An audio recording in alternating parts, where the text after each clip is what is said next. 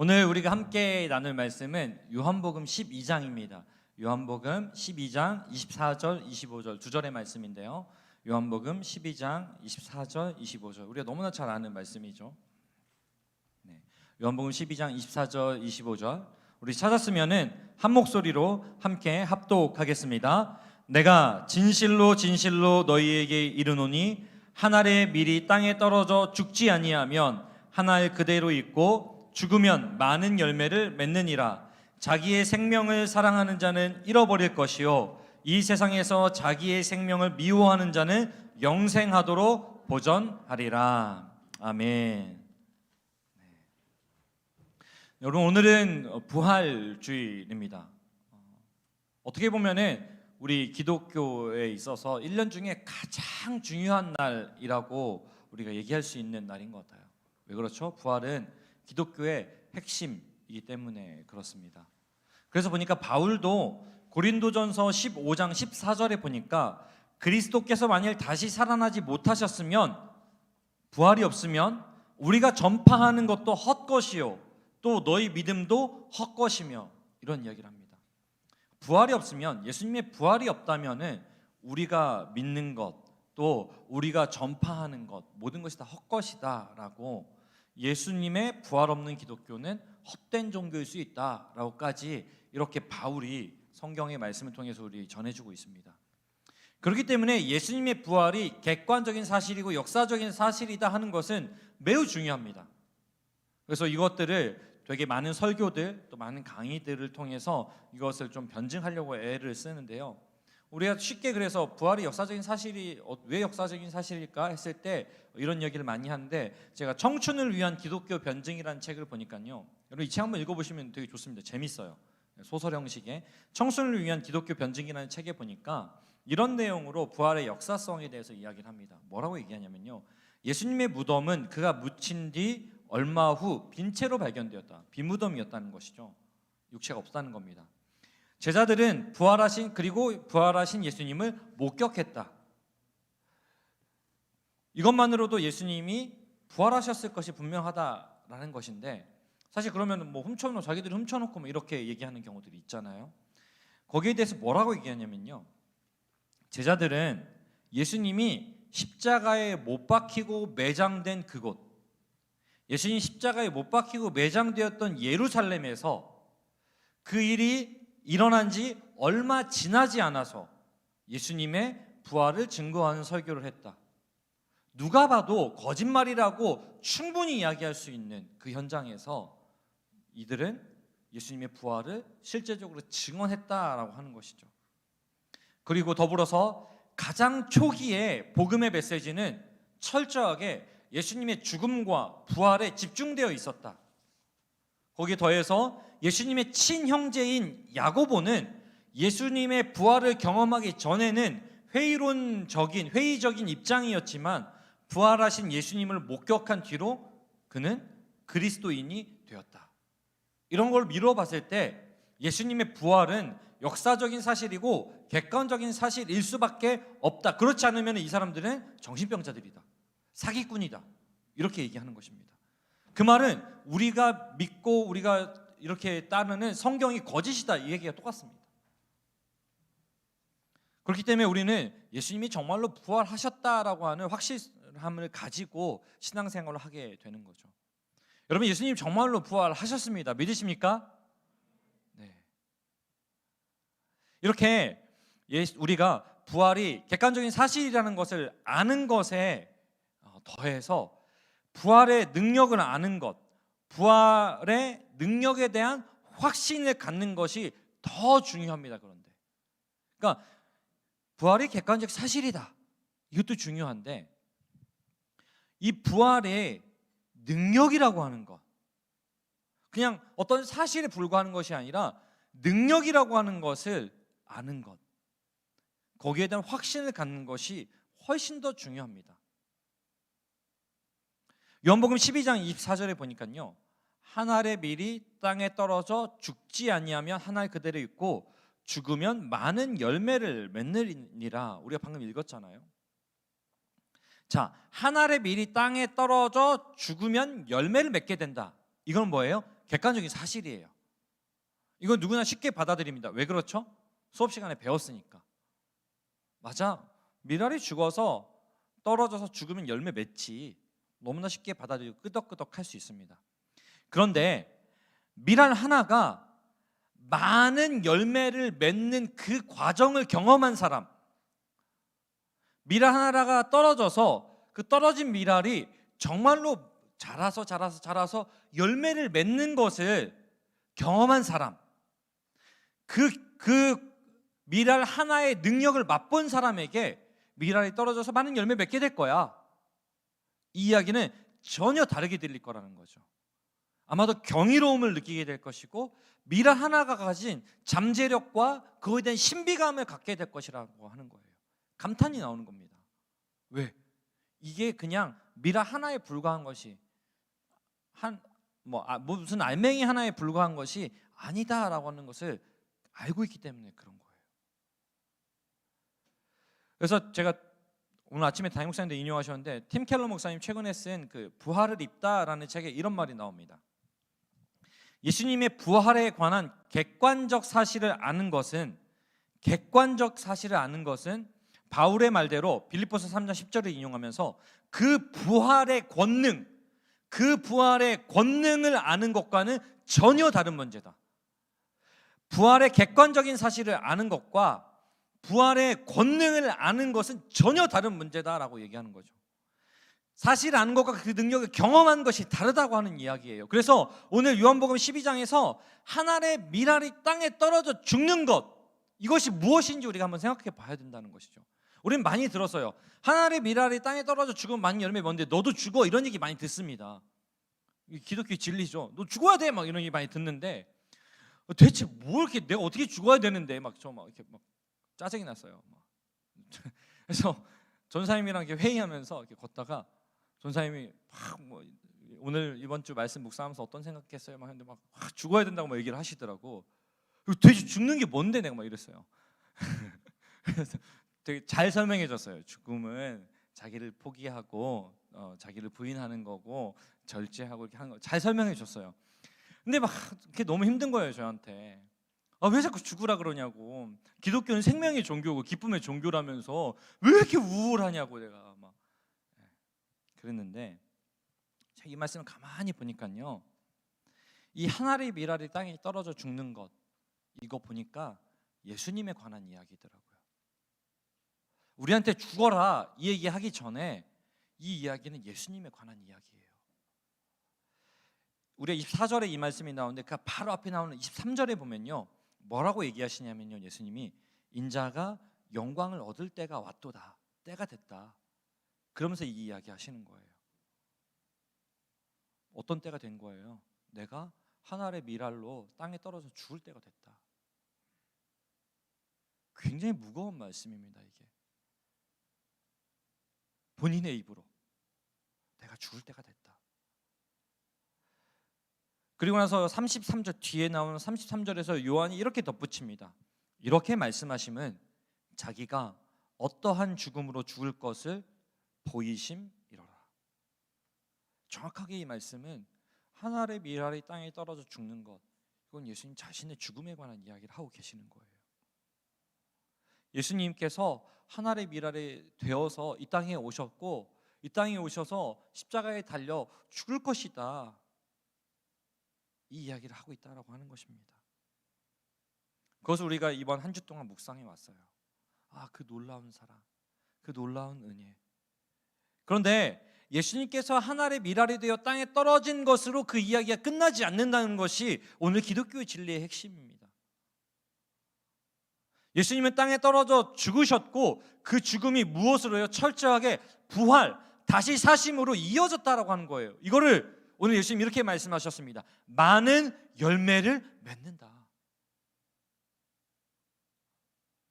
이 이야기를 고린도전서 15장 20절에서 바울은 이제 그리스도께서 죽은 자 가운데서 다시 살아나사 이 부활하심, 예수님께서 죽으시고 부활하신 이 사건은 잠자는 자들의 첫 열매가 되셨도다.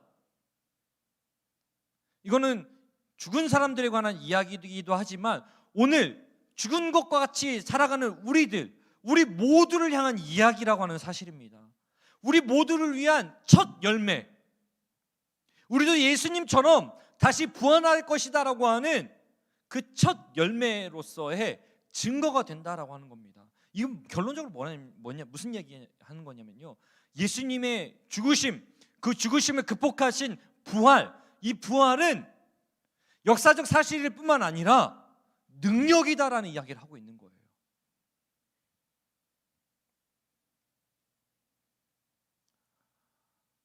저는 오늘 설교를 준비하면서 처음에는 이 제목을 부활의 능력이라고 잡았어요. 네, 부활의 능력, 우리가 많이 얘기했던 것 같은데 부활의 능력이 아니라 부활 자체가 능력이더라고요. 그래서 바꿨어요. 똑같은 말인데 좀 더 분명하게, 부활은 능력. 여러분, 부활은 능력입니다. 아멘입니까? 부활은 능력이에요. 이 능력을 경험한 사람들은 하나같이 소망을 품게 되었어요. 베드로전서 1장 3절에 보니까 우리 주 예수 그리스도의 하나님 아버지 하나님을 찬송하리로다. 그의 많으신 긍휼대로 예수 그리스도를 죽은 자 가운데서 부활하게 하심으로 말미암아 우리를 거듭나게 하사 산 소망이 있게 하시며, 무엇이 있게 하셨다고요? 산 소망.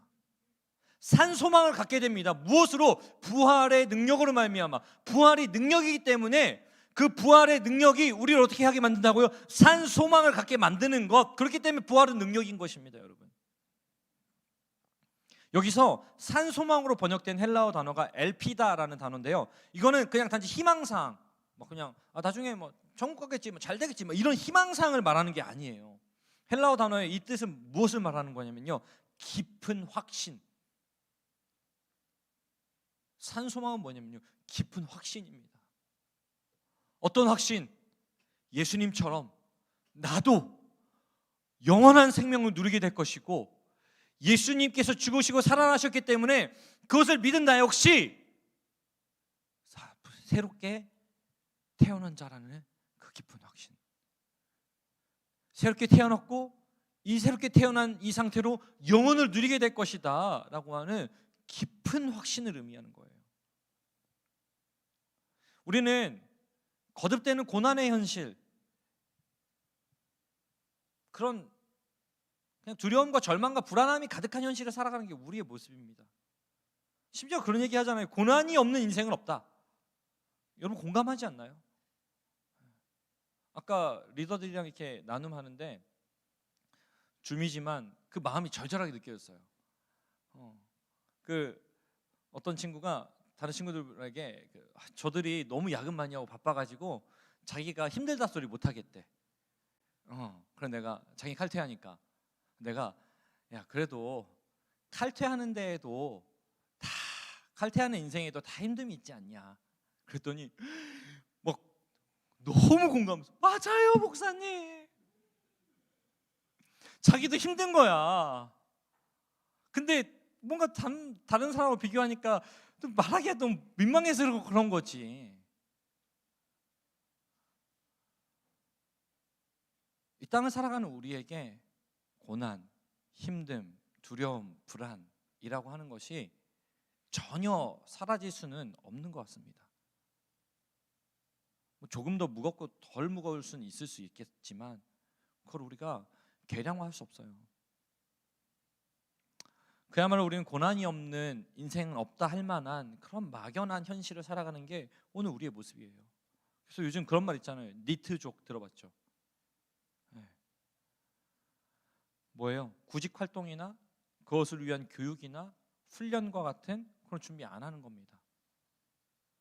뭐예요? 의욕이 안 생긴다는 거예요. 어차피 고난이 반복되고 특별히 소망도 없으니까 그렇게 열심히 할 이유도 없고 그렇게 해도 뾰족하게 달라지는 것도 없는 것. 그러니까 니트족 같은 어떤 용어들이 나오는 거 아니겠습니까?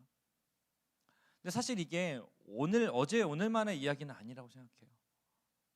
그냥 인류의 역사가 아담과 하와가 이분들이 좀 그러지 말았어야 되는데 이분들이 선악과를 따먹는 그 순간부터 고난이 반복되는 인생. 그게 살 수밖에 없는 거 아닙니까? 그렇게 고난을 견디고 이겨낸다고 하더라도 애써 견뎌요. 그래 어떻게 또 해보자. 그 끝이 뭐예요? 죽음.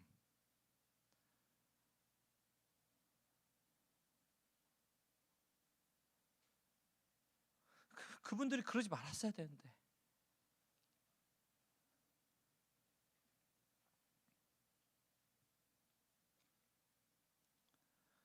우리는 피할 수 없는 고난과 죽음이라고 하는 끝을 바라보면서 살 수밖에 없는 한계 가득한 존재들입니다. 그렇게 기를 쓰고 애를 써봐야 우리의 결론이 죽음. 그래서 제가 한때 예수님 만나기 전에 그런 생각했다니까요. 야, 그럼 모든 인생의 목표는 죽음이네. 그럼 목표 달성은 죽음이네. 그럼 지금 죽어야겠다. 아파트 옥상에 올라갔습니다. 제가. 그게 제일 행복한 일이니까. 너무 그렇게 심각한 표정 짓지 마세요. 여기 있잖아 지금. 네, 무서워서 내려왔어요. 두 가지였는데 하나는 무서워서, 하나는 내가 너무 소중해서. 거기 올라가니까 내가 소중하더라고.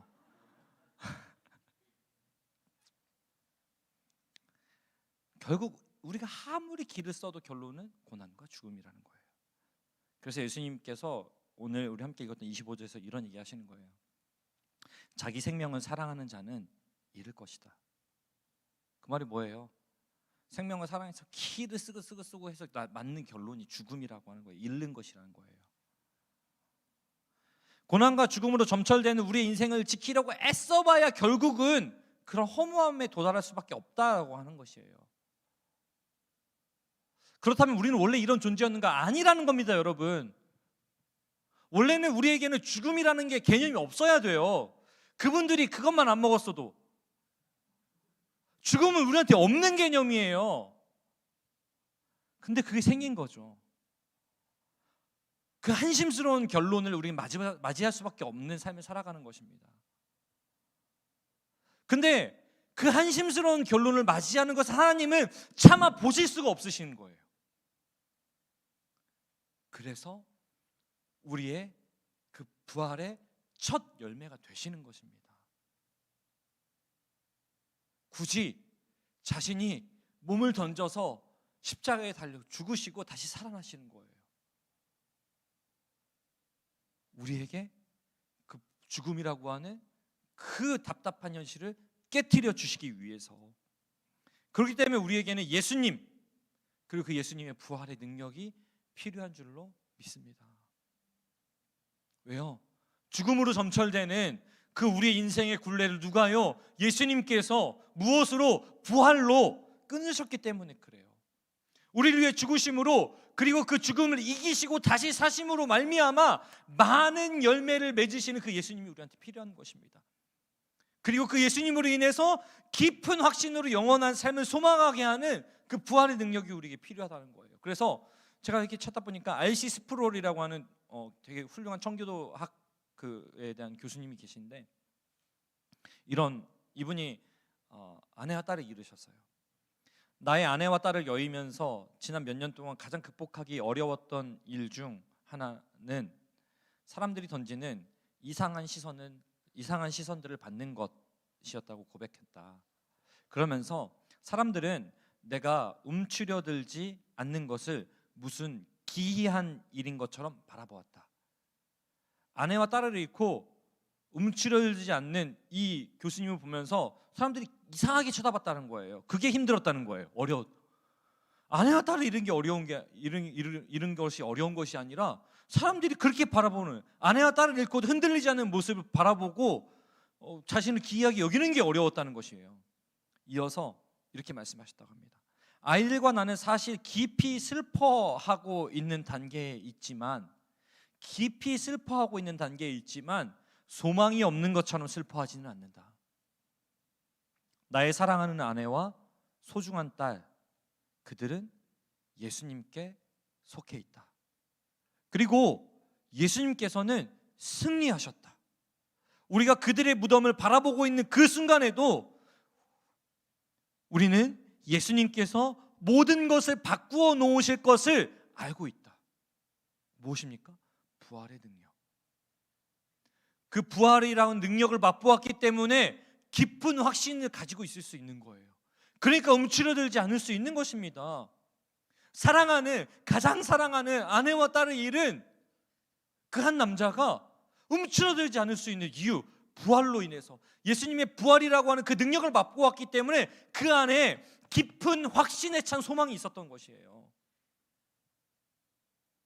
우리가 이 부활의 능력을 경험하려면 그럼 어떻게 해야 될까요, 여러분? 오늘 이야기의 핵심은 여기에 있습니다. 앞에서 이야기한 것처럼 먼저 부활은 역사적인 사실이지만 역사적인 사실에 그치지 않는다. 부활은 능력이다라고 하는 것이고 많은 열매를 맺는 능력이라고 하는 것이고, 그리고 또 한 가지는요, 부활의 능력을 경험하려면 어떻게 해야 될 것인가? 부활의 능력을 경험하려면 답은 분명합니다. 여러분, 부활의 능력을 경험하려면요, 부활하신 예수님을 만나야 됩니다. 너무 정답이죠. 부활의 능력을 경험하려면요, 부활하신 예수님을 만나야 됩니다. 예수님을 3번이나 부인했던 베드로가 부활하신 예수님 만났을 때 이렇게 고백합니다. 그러므로 너희가 이제 여러 가지 시험으로 말미암아 잠깐 근심하게 되지 않을 수 없으나 오히려 크게 기뻐하는도다. 예수님의 부활을 의심하던 도마가 예수님 만났을 때 의심이 사라지고 나의 주님이시오 나의 하나님이시니이다. 예수님을 믿는 사람들을 핍박했던 바울이 부활하신 예수님을 만났을 때 내가 이미 얻었담도 아니요 온전히 이루었담도 아니라 오직 내가 그리스도 예수께 잡힌 바 된 그것을 잡으려고 달려가노라 확신에 찬 고백을 할 수 있는 것입니다. 이들 안에는 영원한 소망이 생겼어요, 여러분. 뭐 때문에요? 부활하신 예수님을 만났기 때문에. 그 소망으로 인해서 변화가 나타난 거예요. 어떤 변화? 깊은 확신. 이것이 부활의 능력입니다. 이 부활의 능력이 죽음의 정의를 바꿔놨기 때문에, 이 땅에서 살아가는 삶의 목적을 바꿔놨기 때문에, 이 땅에서 이렇게 버티고 살아가는 것이 답이 아니고 내가 여기서 뭐 그냥 부귀영화를 누리는 것이 답이 아니구나. 그저 내가 이 땅에서 아파트를 한 채를 갖고 안 갖고 좋은 차를 타고 안 타고 이것이 문제가 아니구나. 이거보다 더 소중한 게 있구나. 삶의 정의, 죽음의 정의를 바꿔놨다는 것은 인생의 정의를 바꿔놨다는 것입니다, 여러분. 그냥 우리 인생이 그저 뭐 70년, 100년 사는 것이 아니라 영원한 삶이구나. 영원한 삶의 70년, 100년은 아주 일부분에 불과하구나. 그 영원한 삶을 위해서 70년, 100년은 그저 예행 연습에 불과하구나. 그것으로 인해서 산 소망, 깊은 확신을 갖고 변화를 경험하게 되는 거예요.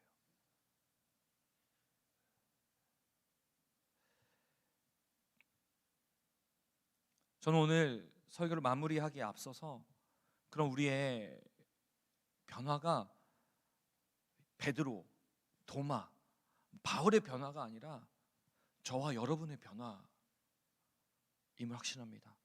그 부활이 능력이라는 것이 베드로에게, 바울에게, 도마에게만 부활이 능력이었던 것이 아니라 저와 여러분에게도 동일한 능력임을 저는 믿습니다.